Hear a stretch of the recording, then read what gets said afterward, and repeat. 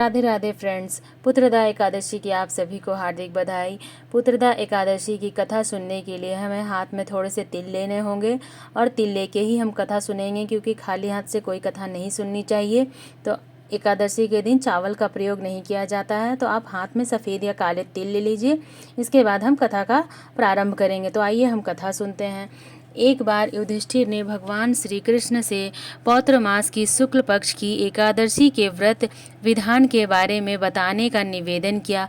इस पर भगवान श्री कृष्ण ने कहा कि इसे पौत्र यानी पुत्रदा एकादशी के नाम से जाना जाता है। इस व्रत के पुण्य प्रभाव से व्यक्ति धनवान, ज्ञानवान और तपस्वी बनता है।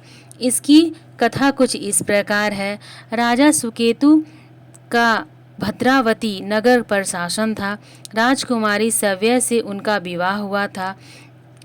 उनके जीवन में सुख, समृद्धि, धन और वैभव की कोई कमी नहीं थी। उनकी प्रजा भी खुशहाल थी। राजा सुकेतु मान अपनी प्रजा की देखभाल संतान की तरह ही किया करते थे, लेकिन विवाह से काफ़ी समय बाद भी उन्हें संतान और की सुख की प्राप्ति नहीं हुई। उसने काफ़ी उपाय और प्रयास किया, लेकिन कोई पुत्र नहीं हुआ। उसे इस बात की चिंता थी कि उसके जाने के बाद राजा का संचालन कौन करेगा, राजपाट की देखभाल कौन करेगा, उनका पिंडदान नहीं होगा। इन सब बातों को सुनकर राजा सुकेतुमान और रानी सव्या दुखी रहते थे। कई बार राजा सुकेतुमान के मन में आत्महत्या तक के भाव आते थे। इस दुख के कारण अब उनका मन राजपाट में नहीं लगता था।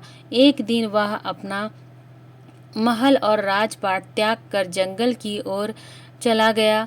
काफ़ी समय पैदल चलने के बाद एक सरोवर के पास वहाँ पर एक पेड़ के नीचे बैठ गए। उसने देखा कि पास ही में एक आश्रम है।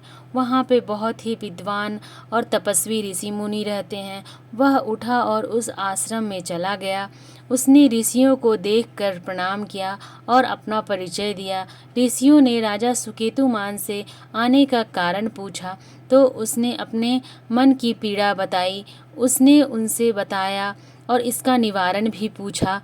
ऋषियों ने बताया कि पौष मास की शुक्ल पक्ष की एकादशी आने वाली है।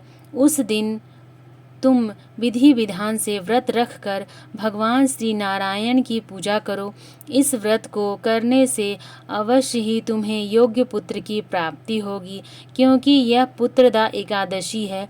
इस बात को सुनकर राजा सुकेतुमान का मन खुश हो गया, जैसे पल भर में उसके दुख का अंत हो गया हो। राजा सुकेतुमान अपने महल वापस आ गए। पौष शुक्ल एकादशी के दिन उसने व्रत रखा और विधि विधान से भगवान नारायण की पूजा की। ऋषियों के बताए गए नियमों का पालन किया और रात्रि जागरण किया। अगले दिन दान करके पारण करके व्रत को पूरा किया। कुछ समय बीतने के बाद रानी शैव्या गर्भवती हुई। राजा सुकेतुमान को पुत्र सुख की प्राप्ति हुई। बेटे को पाकर वह काफ़ी खुश हो गए। जो व्यक्ति पुत्रदा एकादशी का व्रत रखता है उसे संतान की प्राप्ति होती है। इस तरह से हमारी पुत्रदा एकादशी का व्रत की कथा समाप्त होती है।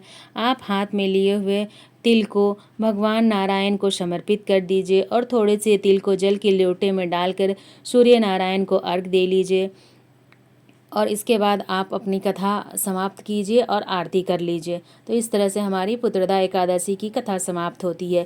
इसके बाद आप चाहें तो गणेश जी की एक कथा कर सकते हैं, क्योंकि किसी भी पूजा में गणेश जी की कथा भी अनिवार्य होती है। तो आप चाहें तो गणेश जी की भी एक कथा सुन सकते हैं। तो आपकी मर्जी है कि आप इसके आगे और एक कथा सुने या फिर इसी कथा के साथ आप अपना आरती करके अपनी कथा को समाप्त करें। राधे राधे फ्रेंड्स।